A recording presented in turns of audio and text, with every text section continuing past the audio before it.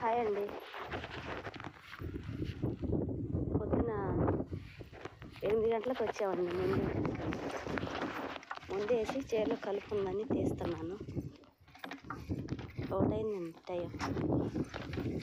అన్నం తినొద్దామని బయలుదేరానండి ఇంటికి.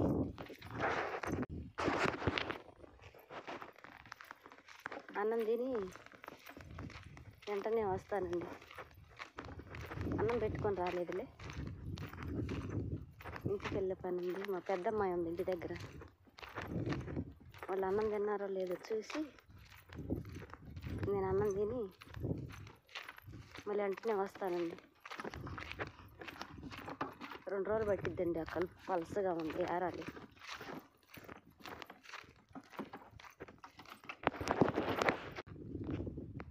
ఇది కాలువ అండి. ఈ కాలువ నీళ్ళేనండి మేము పెట్టుకునేది చేనుకి.